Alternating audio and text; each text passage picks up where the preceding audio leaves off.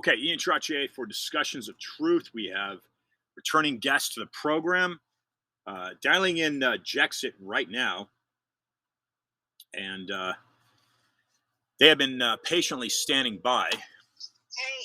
Michelle, welcome to the program. Thanks for standing by. Who do you have on with you? I don't have anybody on at the moment. Yeah. Were they supposed? Go ahead. Are they Let's we can proceed whenever you're ready. You can have them call in. I spoke to Sofia just a few moments ago, and she said she was ready to go. And then I spoke to Ben. So would you like me to bring them in, or would you like? Here, Ben. I'm gonna bring Ben in. Hold on. Okay. For you. Okay, we've got Ben in South Carolina. I've got him on the line, Ian, and I don't know what happened with Sophia and Marie.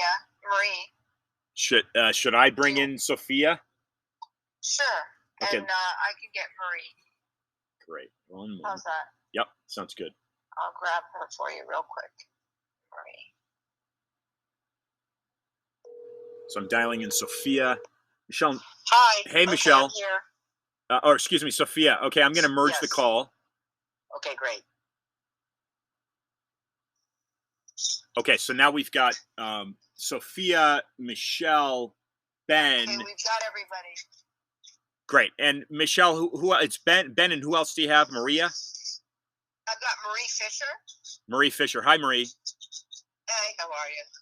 Okay, so Michelle and Sofia, listeners of mine may know you from we did a show about a year ago, but Ben and Marie are new. Why don't you take a moment and introduce everyone, Michelle?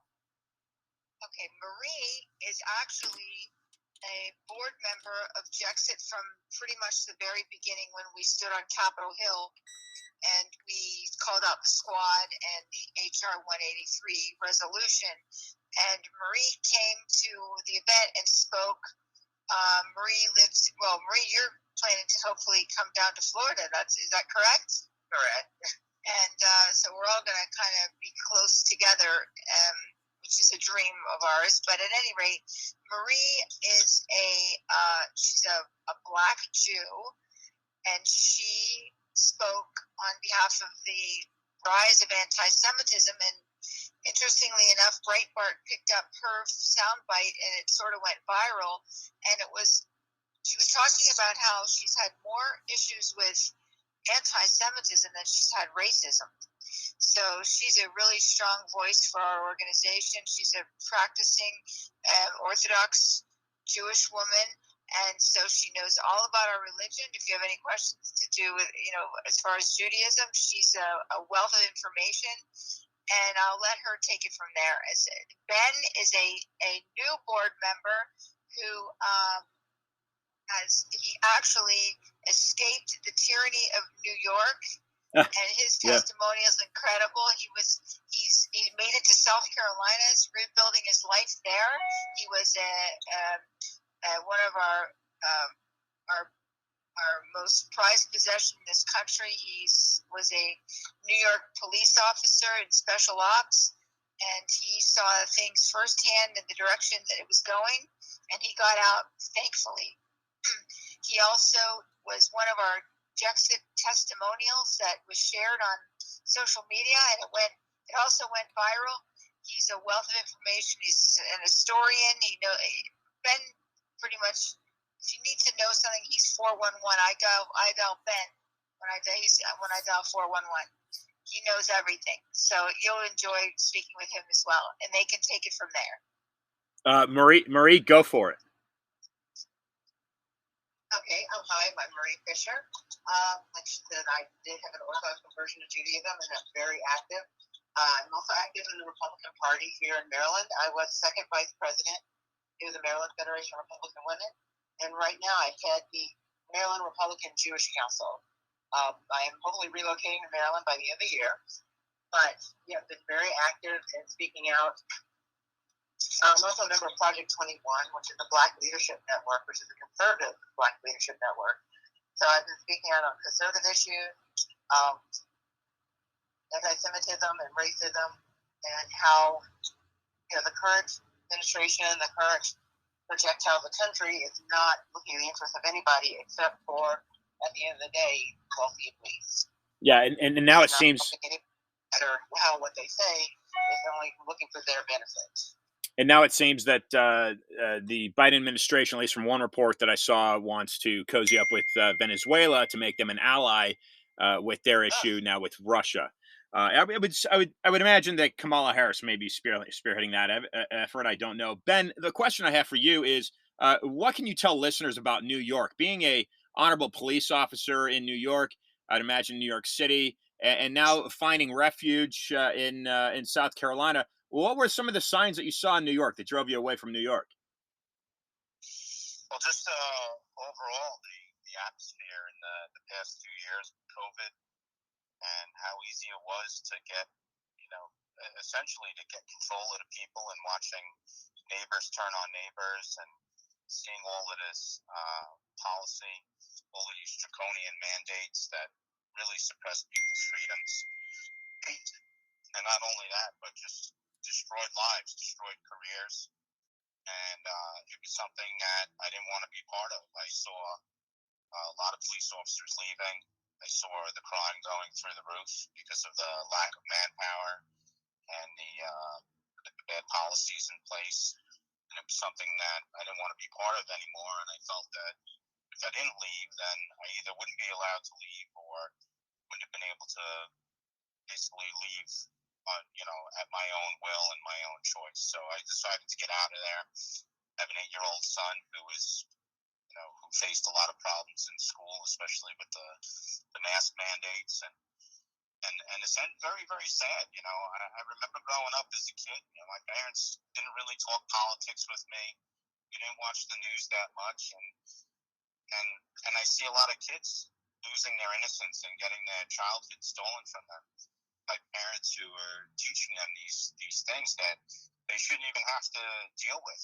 My son was given a hard time because he didn't have some of his vaccines. And my son had open heart surgery at 6 months old, and he has a lot of health problems and allergies. So it wasn't even an option for us. We're not even anti-vaxxers. It was just something, just a very, very nasty environment overall between, being in the police department and dealing with the city, and then having to face our own problems at home with our son. So a lot of people left, and it's going to continue to happen even with how they're reversing everything now magically. A lot of people are still leaving because the problems are still there. Yeah, it So seems. it's a very tough situation, and I don't see much hope for New York. So I decided on my own, with my wife, we decided together to leave and rebuild our life.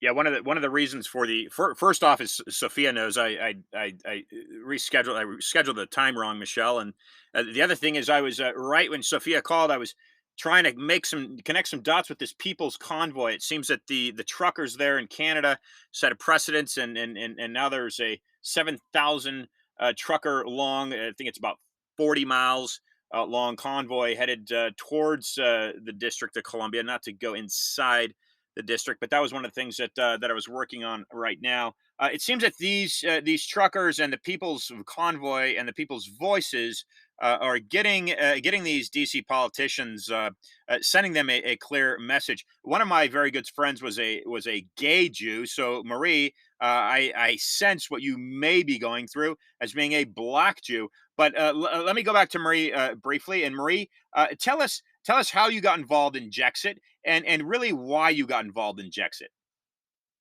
I got involved with Jexit, like Michelle said, through there. I was invited by a former board member to come speak at the rally in DC on the Capitol. And that's why I got involved. I got involved because you do see a lot of Jews in the Democratic Party who feel that, they're actually doing something. They're making an effort, especially towards minorities. In reality, they're not. They're hurting minorities. You're not only hurting minorities, you're also hurting yourself. Because at the end of the day, right now, the Democrats are more like the leftist party. They are not for who they say they're for. They pretend like they are. They're using to use both Jews and blacks. People don't realize Jews make up 25% of the donations to the DNC. So they use the Jews for the money, and then they use blacks for their votes. And between the two, that's how they unfortunately bamboozled everybody into thinking that they are for, what they consider the downtrodden, or, people who don't have a voice. And instead, they just make things worse.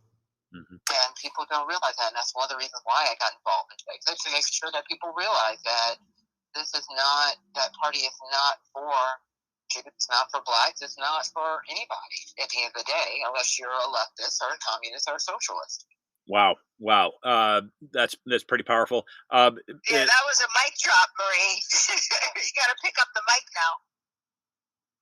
Michelle, Michelle and Sofia, it's been about a year. I think it was April, coming up in about a year that we spoke. Give listeners an update on how Jexit has grown and some of the things that it as an organization has accomplished. Michelle, go, or wow. It doesn't matter. I know the rest of the team can also agree with what I'm going to say. We are really all about unifying, because basically what Marie just stated was that the Democrat Party has exploited all of the relationships between Americans and American minorities and all of the groups of people. They've exploited the relationships. And what Jexit is trying to do now is unify, because we recognize that this Marxist takeover and this Marxist movement is a godless movement. And based on, as Jews, our sacrifices and contributions that were made during like the Revolutionary War, World War II, we stand firm on the fact that Jews, their contributions defended our Constitution, and that we were we fought for the freedoms that we enjoy today. So what we are doing now, we recognize that our fellow Jews in the Democrat Party, they're secular leftists. And what we do now is, we are only 15 million in the world. 60% of all hate crimes in this country are against Jews, and we represent only 2% of the population. So what we're doing is we're reaching out to our Christian brothers and sisters, because they love Israel and Jews more than the American left. And that's how we're going to fight the Marxist, godless movement. We're going to fight it with going back to the Judeo-Christian principles that are rooted in our Torah. And that's what the foundation was in our Constitution, Bill of Rights, and Declaration of Independence. And that's what has to happen. So they're trying to pit us against each other and one another. And while the right hand's doing one thing, the left hand's doing another. We're not going to allow that on our watch. And as far as anti-Semitism, we're the proverbial canary. The Jew is the proverbial canary in the coal mine. Because once they get rid of us, they're coming for you. So why not do the opposite of what the enemy is doing? We're going to unite. We're going to stand firm on the principles this country was founded upon. We're going to bring God back into the family, into the schools, and we're going to stand on those principles. And that's how we're going to defeat this enemy. Yeah, and that's what we're doing. Ladies and gentlemen, it's the Mama Bears. This is something that I've seen as I've been doing my work, and I'll be in Southern California this coming week. But it is the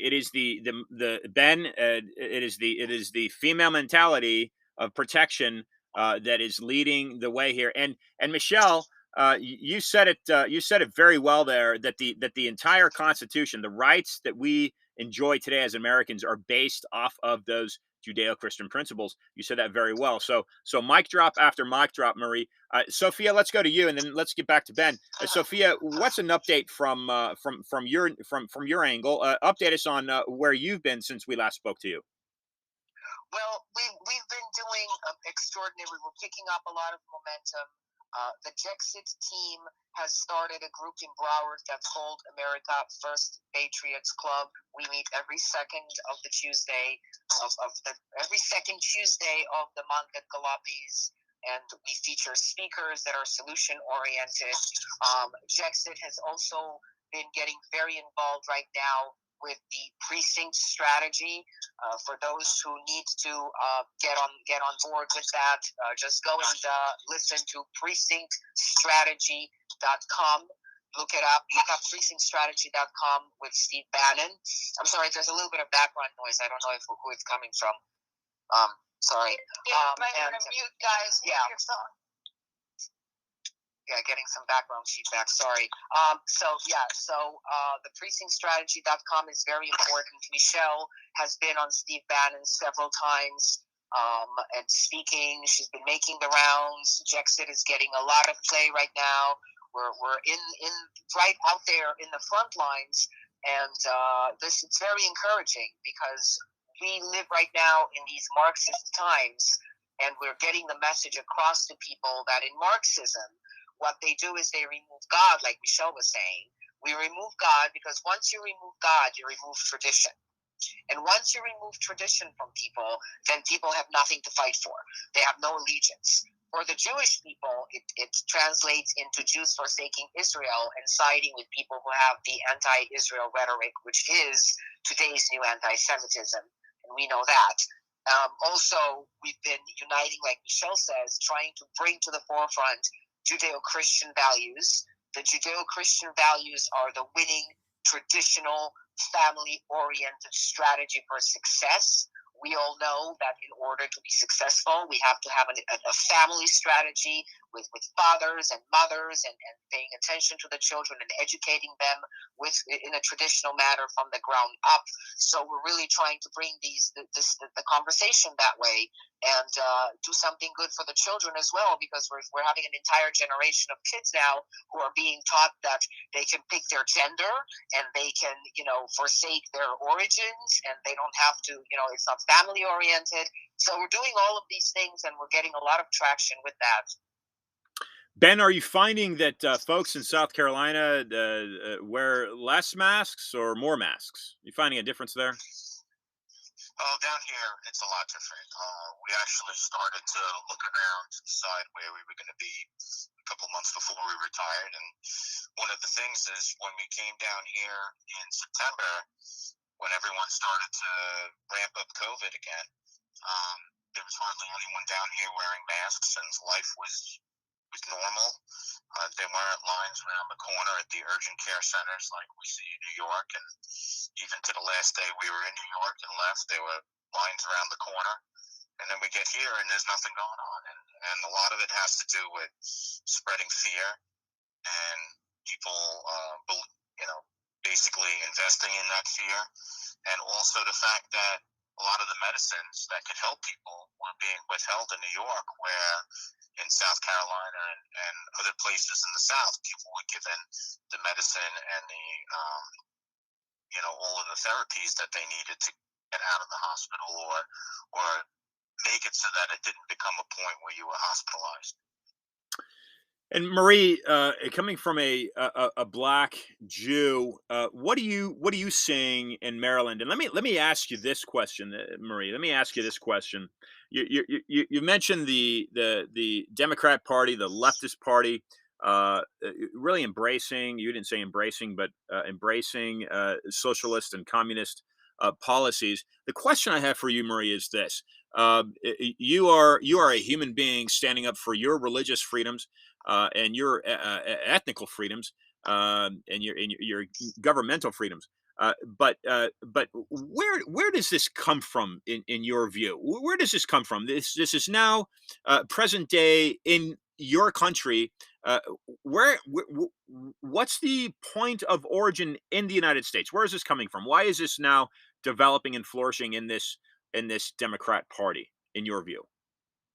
Well, I think it's been there for years, and people didn't want to realize it. They didn't want to see it. It went back as far as the works of FDR, and then via LBJ, they started instituting policies that were, they've made it like they're helping poor people, but in the end, it's really more government control.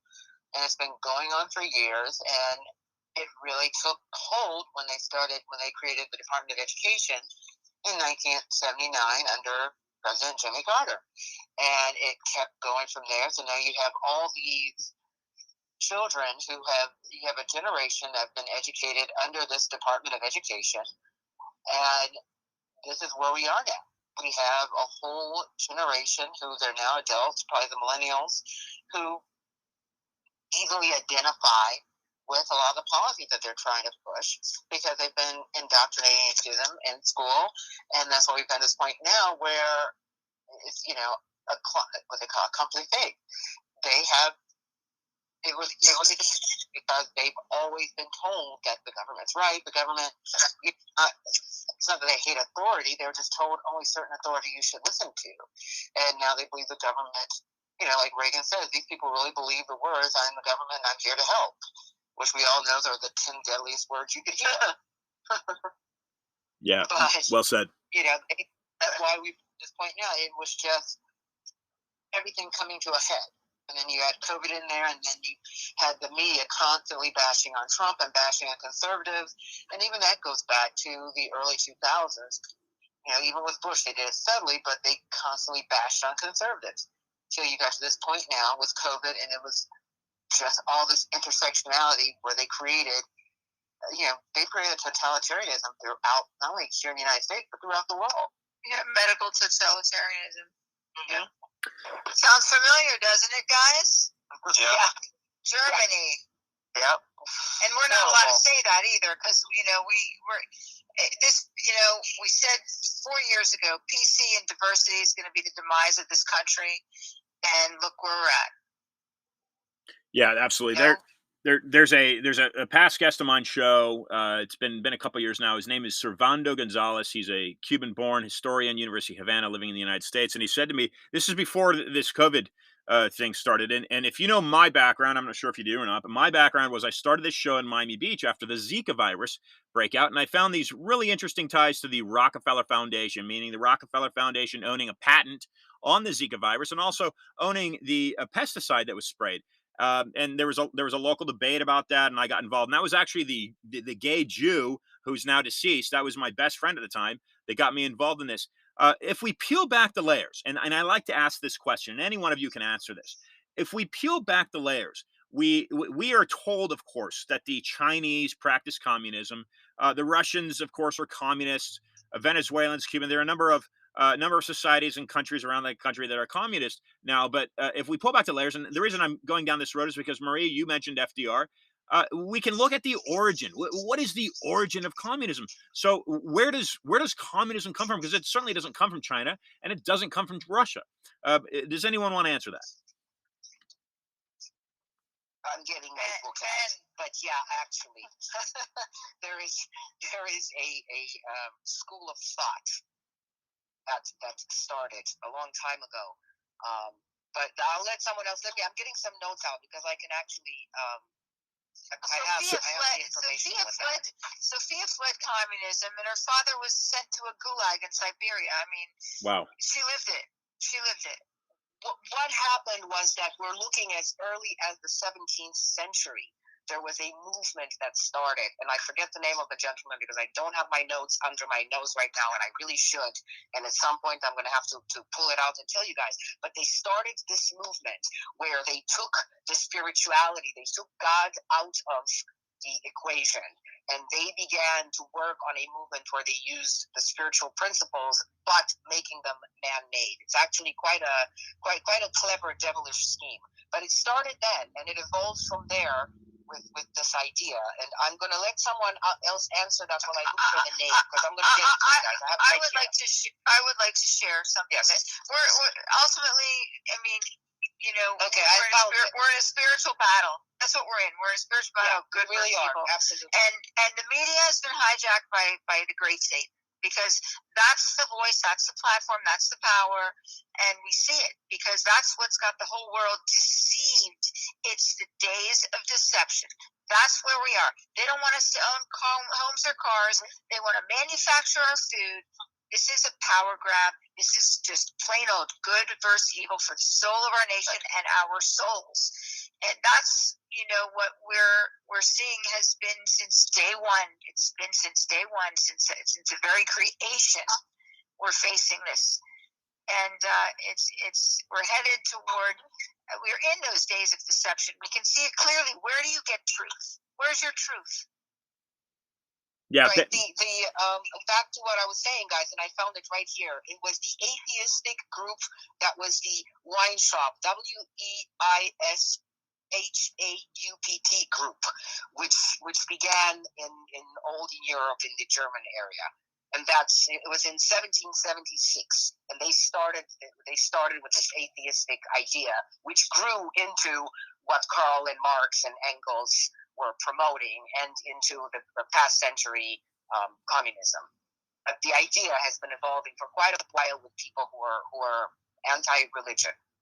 Interesting. Yeah, even if you go back to our own history, you have Francis Bellamy, who wrote the Pledge of Allegiance, and he was a socialist. A lot of people don't know that, but Yes. We've had our own problems budding in the late 1800s in this country, which essentially turned into things that you started to see in the early 1900s. The way that the government started to take over the banks, Federal Reserve, and all of the things that you saw with World War I, the type of propaganda that they used. A lot of people don't like to talk about that Hitler learned his propaganda through us, through the Woodrow Wilson administration, and how they were able to get people to sign up and go overseas for war. There was a lot studied on that and how they did that. And unfortunately, Adolf Hitler took a lot of his key points and strategy from the Woodrow Wilson administration. Look at our textbooks. Look at CRT, critical race theory. This is foreign money funding our. We have lost control. We've totally lost control. Yeah, and I think going back to what was asked, why is it coming out now? Why are they out in the open now? They're out in the open now because they can be. They have everyone running interference from them, so they don't have to hide who they are anymore. This is who they've been for 100 years. But now they don't have to hide anymore because they have the media in their pocket. They have control over most of the population. They have public opinion in their favor for the most part, and no one has any say anymore. Everything is covered up. So they're telling you who they are, and no one's believing it. Well, They're showing who they are. This is why it's so important, again, to go back to the precinct strategy, where we take back our neighborhoods and we take back our states, we take back our counties, we take back from the ground up, because the Democrats have been doing this now for decades, and Republicans have not. And as we saw in Broward and in Palm Beach, we had thousands of precincts that did not have committeemen and committeewomen. You get 1,000 registered Republicans per committeeman or committeewoman. And in Broward alone, we had almost 2,000. And in Palm Beach County, over 900 precincts that were left unattended without committeemen and without committeewomen. And nobody was doing anything about it. Nobody knew. And it was the Alinsky-Soros playbook, and Republicans are just wondering, well, why do we have no power in the school board? What's going on with the library board? It has to be action. Grassroots is what's going to take back this country. And I sometimes use this as a comparison. I don't know if it's appropriate or not, but when we are the original slaves, right? When we fled Egypt. Do you realize that Marie can probably, tell me the exact number, but I say 10%. Only 10% left. It's only a remnant that's going to save this country. It's only the remnant that's going to save this world from this evil. Right, and it is evil. It really is. It's a battle between good and evil. That's great, Ben. It's the way it's always been. Yeah. If you take a look at anything, whether it's the revolution, where a lot of people didn't have the stomach for it or didn't want to take part in it, or you take a look at only a certain percentage of the slaves leaving have the bravery to leave and start fresh, or even on the small level, if you take a look at a police department like the size of ours, where you had only 10% doing the work.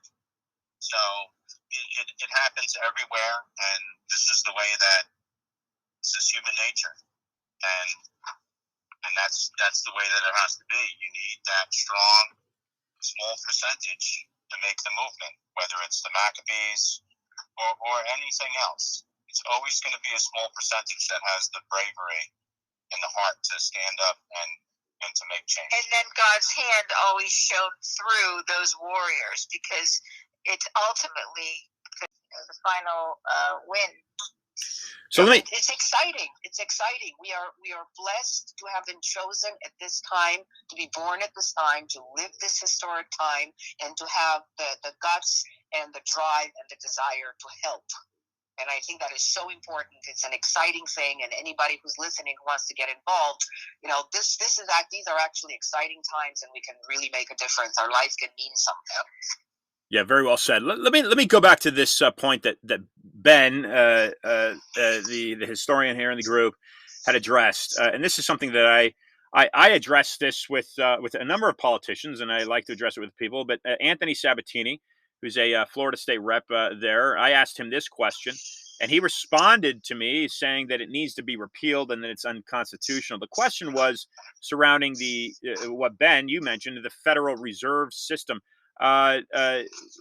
What needs to happen? Does something need to happen with the Federal Reserve? What is the Federal Reserve? Again, Anthony Sabatini saying that it needs to be repealed and that it's unconstitutional. Well, as far as the constitutionality of it, it's we could do a whole segment on that alone. But the problem is now that the Federal Reserve is in control, and you see the money being shifted around globally, not just here in the country, it's grown into a monster. We don't know what we have, if we have anything at all. And what we need to do is find out exactly what kind of value is in the system. And there was a reason why that value was taken away in the first place, because it gave people more control. It gave people more control over their own life, and gave the populace the control over the economy, as opposed to the government causing these bubbles and bursts. So we could go on forever about it, but there's a lot of things that need to get looked at.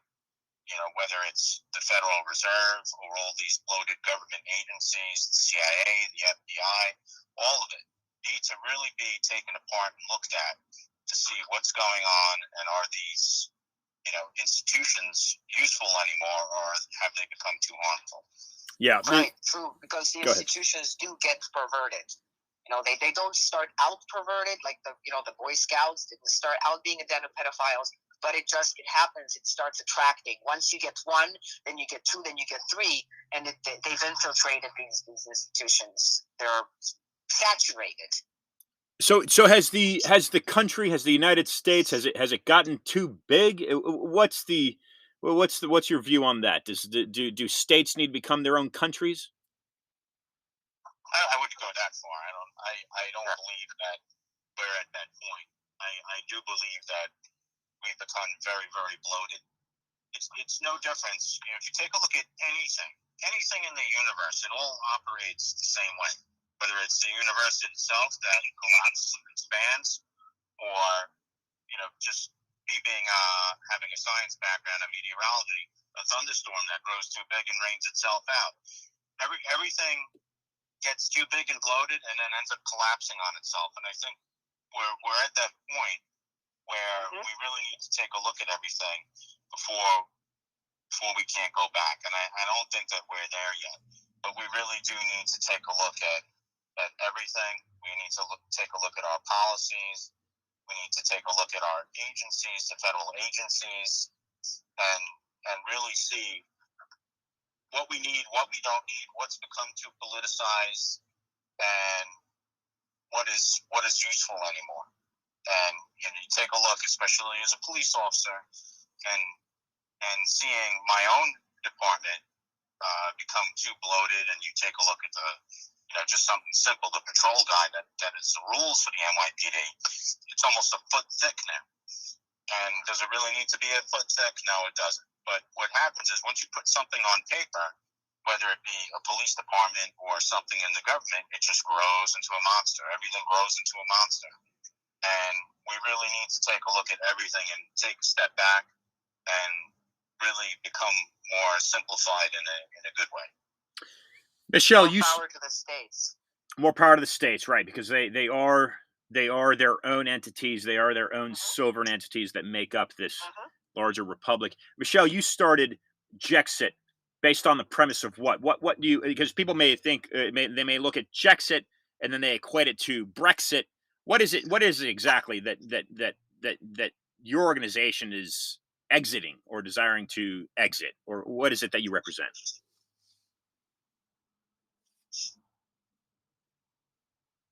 Michelle.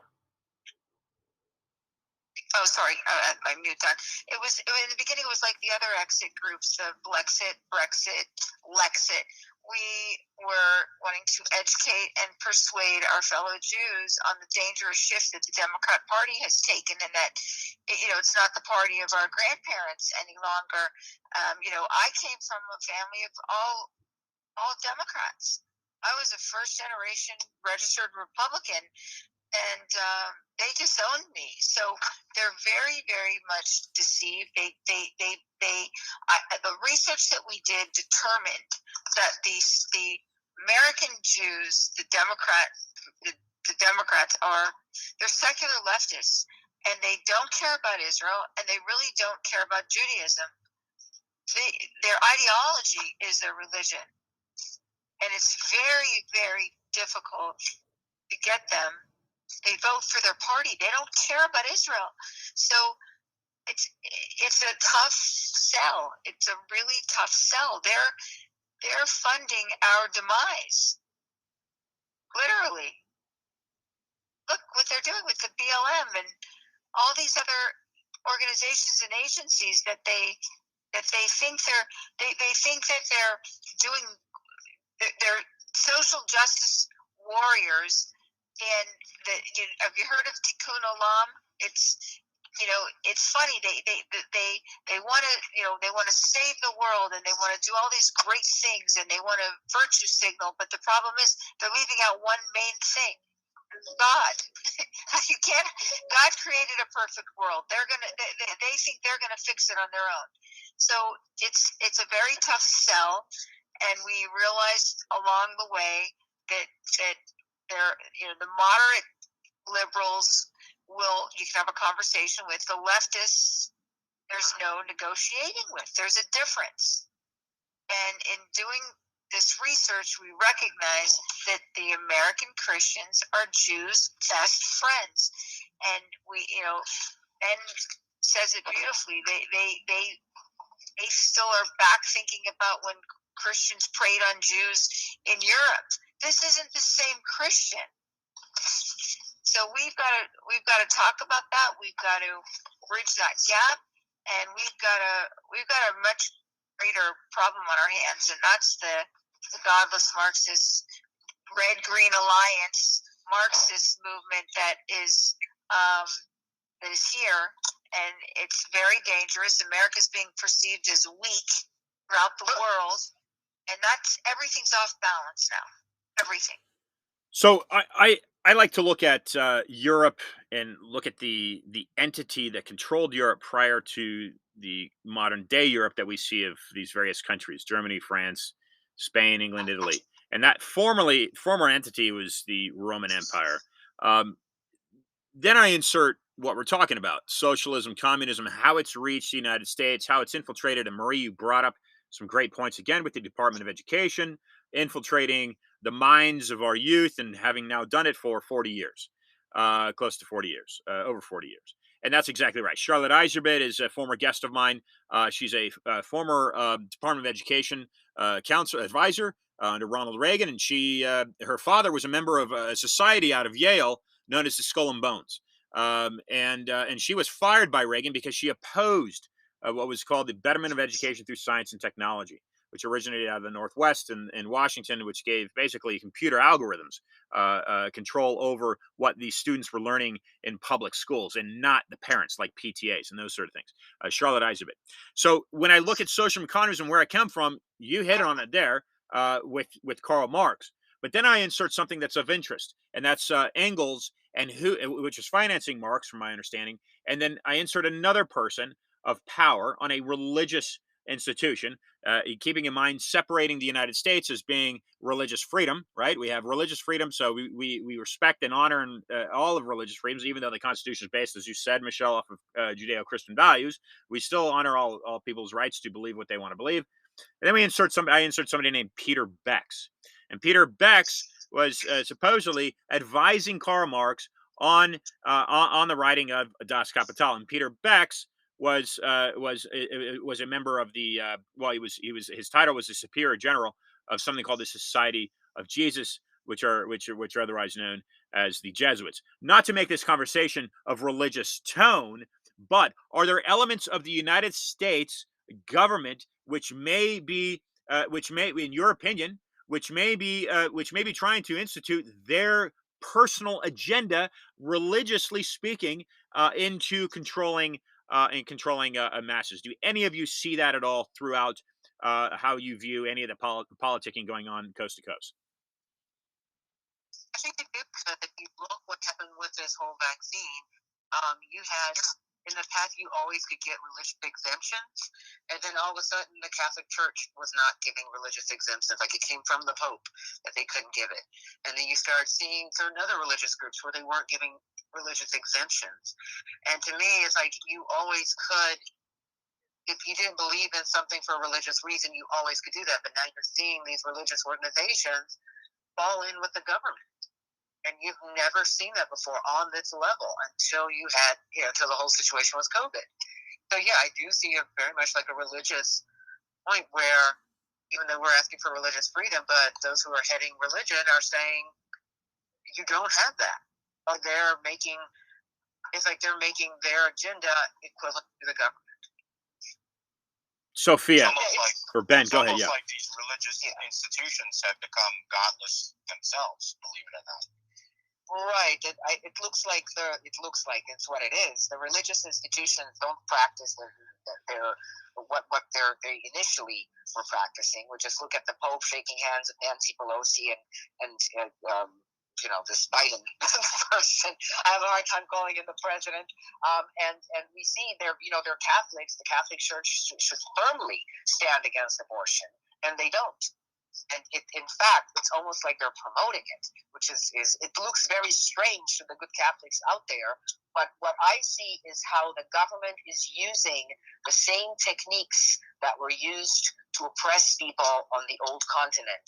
They've removed the religious institutions, but they are using the fear. Instead of the fear of hell, they're using the fear of global warming.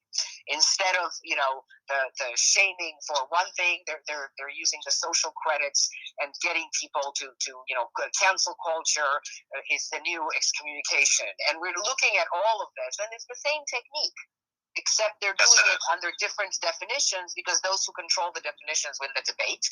So they're changing definitions around on us. Being a white supremacist is no longer being a KKK Nazi. It's actually being someone who stands for Western civilization.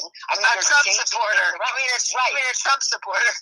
Right. And we see that the definitions are being changed, but the technique that they're applying is the same technique that was applied during the Inquisition. It's the same technique that later on was applied by the Nazis and the communists. They're applying that same technique. Yep, it's the same thing, and you saw it with COVID, where if you questioned anything about COVID, you were anti-vaxxer. Excommunicated. That's it. You're out. Now, if you question anything about what's going on in the Ukraine, then you're a Putin apologist, even though that's not true. If you have a concern, we're so close to nuclear war right now. People don't understand how close we are. We're closer, I believe, we're closer to nuclear war than we were during the Cuban Missile Crisis. And if anyone is concerned about that, then you're a Putin apologist.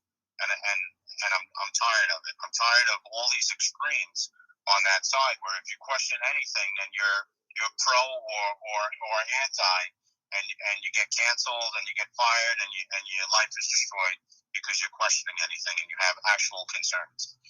And it's crazy to see people who are worried about climate change and worried about animals and worried about nuclear war and worried about our own gun rights here, all of a sudden are so blasé about blowing the whole planet up and killing everything, killing billions of people and billions of animals and destroying Earth, is the same people are, all right, let's just go for it. Let's just send arms, or let's send an army in, and you know what's going to happen.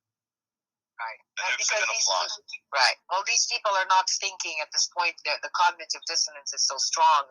The people who are going along with the official, I'm going to say official narrative, right? The people who are going along with that their emotions have been hijacked, and they are not in control of their own brains. They are being told what to think, and they're being told what to feel, and they're just not. They're not free in their minds and in their hearts. They've been so manipulated. Nothing makes any sense anymore, and and in this world, nothing can exist on the same plane anymore. Right. You can think that Zelensky is corrupt, and you can also think that Putin is corrupt. You can think that the whole situation is messed up and it's wrong that there's violence and kids and people are dying, but you can also be worried about the prospect of nuclear war. Absolutely. And that's the problem. That's the problem right now. Nothing can exist on the same plane anymore. It either has to be this way or that way, and there's nothing in between. We're wrapping ourselves in Ukrainian flags, and there's a border with fentanyl. My children are that age, and there's a border with enough fentanyl that's come into this country per former ICE director Tom Homan, along with 900,000 jihadis. Enough fentanyl to kill every single citizen 50 times over, and we're draping ourselves in the Ukrainian flag and our borders wide. I mean, it's just, you can't make this up. Right. Michelle is so right. And, we're looking, I think that everybody needs to keep in mind. And even, they changed the narrative from COVID to the Ukrainian border. And now, you've got people on both sides involved in the conversation, whereas before they were losing ground with the COVID. But I think that the most important thing is people have to start thinking for themselves, why are they pushing this narrative with Ukraine? Why are they pushing this on that so that they can own the conversation? They can monopolize our conversations both on the right and on the left, and we don't look deeper than what's going on. There's so much more going on in the world, but they're trying to keep our focus on one thing. It's because they're trying to control us by controlling the conversation. And, to me, the southern border is our emergency right here at home. Yeah, and we've hit on a lot of different aspects here, and I can insert Leonardo, the satellite program that seemingly got it seemingly changed the voting system, and of course that rooting out of Rome. But we've hit on a lot of different points here, and we have listeners certainly thinking. Let me then pose this question, because it's very easy, it's very common, it's a comfortable place to be in to simply say they. But let me ask you. We'll start with Marie, and we can go to Michelle, and then Sophia. How do you define they? Who is they? Is there a they? We can say they, but what does that mean? What does that mean? And let me give for listeners so they can go down the road that I go down. Anthony Sutton, who's a former Stanford Hoover Fellow, walked away from his fellowship at Stanford because Stanford began censoring him as he was exposing the banking corruption behind the Federal Reserve and the United States and the European strings that control it. So from there, in 2016, I was led from the Zika virus to that. And I then looked at it and I says, okay, well, what is the controlling entity of central banks globally? That means China, that means Russia, because all of these nations are in debt to this centralized banking system. And the centralized banking system is, of course, held in Basel, Switzerland. So is it possible, then I ask myself, is it possible that the they is the banking system? Because all of our transactions on whatever level it may be, purchasing any items to live our day-to-day, gas, food, clothing, they all go back and they equate to the exchange of money. And that, of course, I'm saying from my research goes back to Basel, Switzerland. Is it possible that they are those that control the entity of the banking system out of Basel, Switzerland? That's what I want listeners to walk away from my view. But Marie, let's start with you, and we say, who is the they? How do you define the they, Marie? I define the day as a combination of the media and well, mainly it's the media because they're the ones who control everything. Excuse me. A lot of it, they control what you hear, they control what you think, they control, and if you don't agree, you look at social media, they can mute what you say. And people don't realize how big a deal the media is in this country, how much they do control. And they're used as a mouthpiece for whatever. I would just say mostly like the elitists want people who control, and if it includes the banking, yes, it also includes the banking system because you look at what happened. Look at what happened with the truckers' convoy in Canada. Yeah. How that was immediately shut down, and then they started outing people who donated to it. You know, it's like if we went back to the old world of giving checks and everything, nobody would have known who donated to who or where the money is. They would have had the money. But we have this we're trying to get an electronic cashless system where anybody can almost know any transaction, shut down your transaction. A good example is look at Russia, how they are totally shutting down Russia.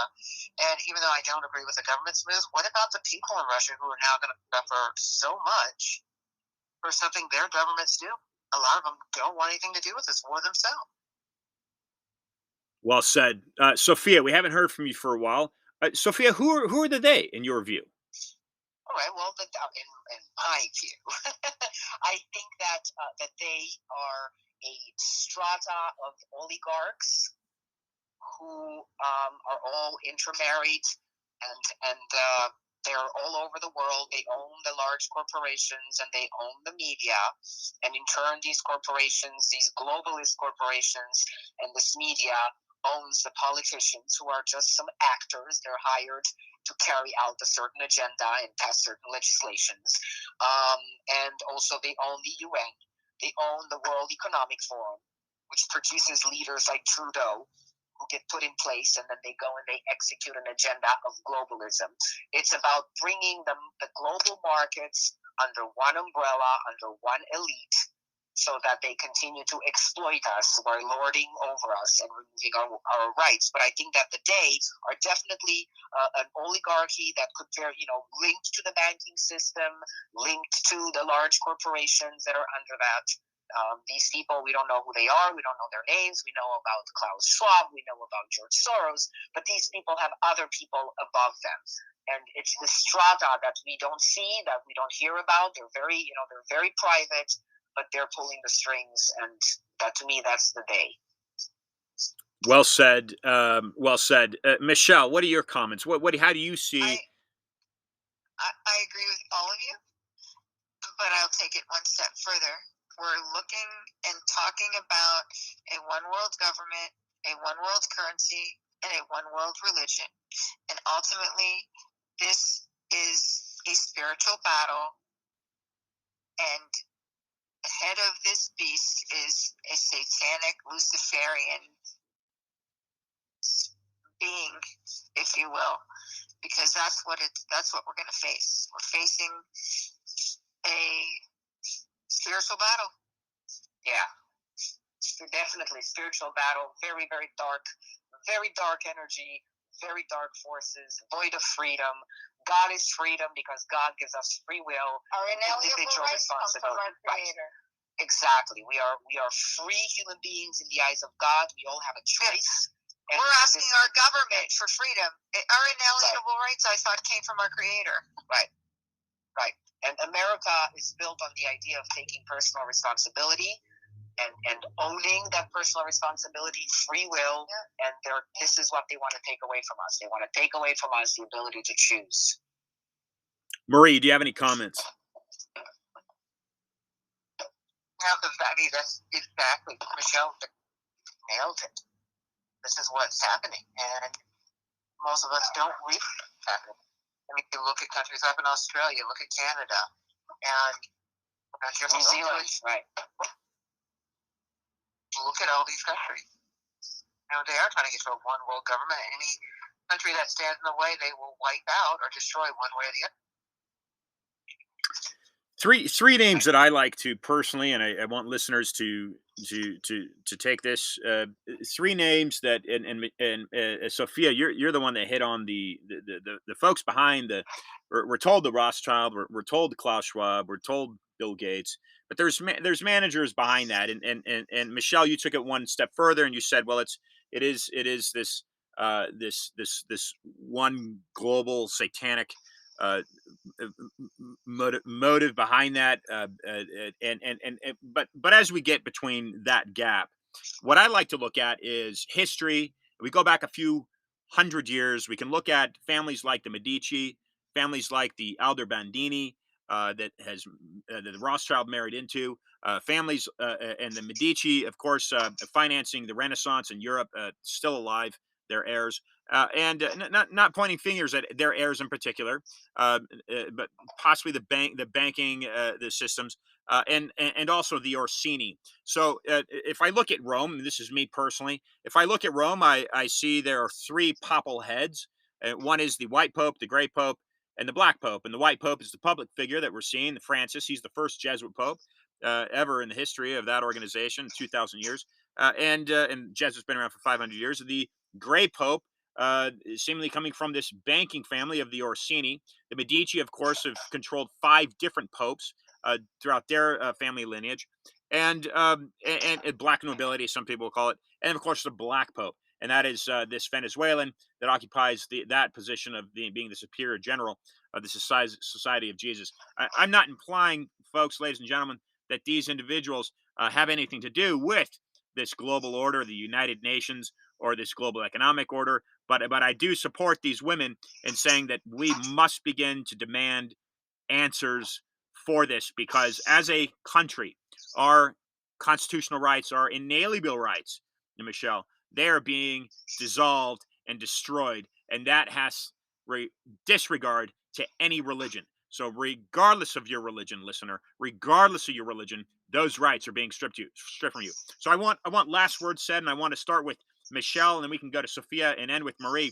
Please give listeners some final thoughts as to the work that you're doing and what you would like them to do. And feel free, ladies, please feel free to leave websites and any type of contact information you'd like. Michelle. One thing I just wanted to say before we we close is that people don't even realize that if it wasn't for the Second Amendment, we wouldn't have our First Amendment, and our First Amendment rights are being trampled on. And this is really important because they're trying to come. That's the next grab, is at our guns, and we know how that worked out for us in Germany as Jews, and that's another right that we exercise and that we hold very near and dear. The next, in closing, thing I want to say is that we appreciate what President Trump did for the Jewish people. He was the greatest friend to Israel and the Jews that we've ever known, and one of the things that we will be doing that I'm so excited about is that we are having a gala, and it'll be, save the date, everyone, November 3rd. And we will be having a Defender of Zion Awards ceremony for our great president, because no one's done what he has done ever. He's got tremendous courage to do what he did, and he really led by peace through strength. And look at the mess we're in now. So we want to honor him, and we want to celebrate the Judeo-Christian principles that we talked about. It's called the Judeo-Christian Gala. It will be at Mar-a-Lago on November 3rd. We are working very, very hard for this event. We want to have our religious community there to pray for our election, which would be 5 days after. And we just think it's going to be a movement in and of itself, the Judeo-Christian revival, if you will, in this country, because that's what's going to be needed to fight this red-green Marxist alliance. And you can follow us on our website, jexitusa.org. We are involved with so many different so many different organizations that form our coalition. And so we'll be doing many, many great things in our community on local levels and throughout the country. Thank you for having us on the show.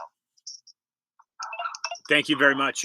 Sophia, would you like some final words, final comments?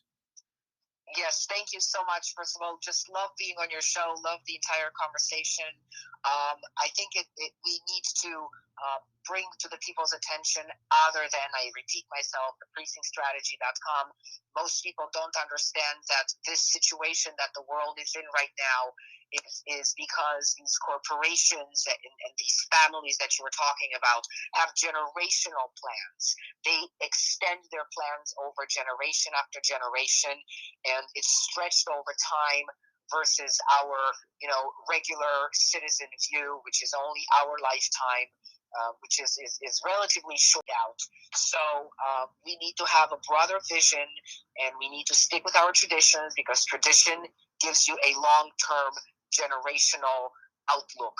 We need to take that in consideration and bring that back, so that we can fight through our faith and our traditions. That's number one. I also want to invite our listeners, if you're in the Broward area, we have our club, which is AmericaFirstPatriotsClub.com. If you go to AmericaFirstPatriotsClub.com, you will see that our next event, usually our events are on the second Tuesday, but we had to do our March event on a Monday, because our one of our main speakers, who is Boris Epstein, who is very involved with the precinctstrategy.com, and he's been persecuted by the January 6th Commission. He's going to be speaking. He is, a Jewish voice, a very strong speaker. So if you're in the area on March 14th at 7 p.m. at Galapis, we are having our meeting for America First Patriots. And go to AmericaFirstPatriots.com and check out what we do there as well. Thank you very much. And Marie, we'll give you the since you dropped the mic, we'll give you a chance to pick back up and and finish. First of all, thank you for having all of us on here. And the main thing I try to get over to people so much is, I know people concentrate so much on federal elections and the presidential election. People, you need to pay attention so much to your local. Pay attention to your school board. Pay attention to your city council, county council.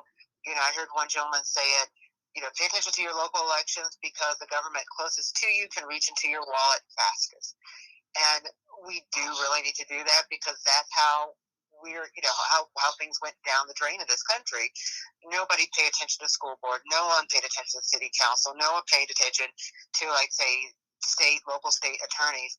Now you have a school board that is practically run by the teachers union, which is basically based in the Frankfurt School, which again is a socialist communist bastion.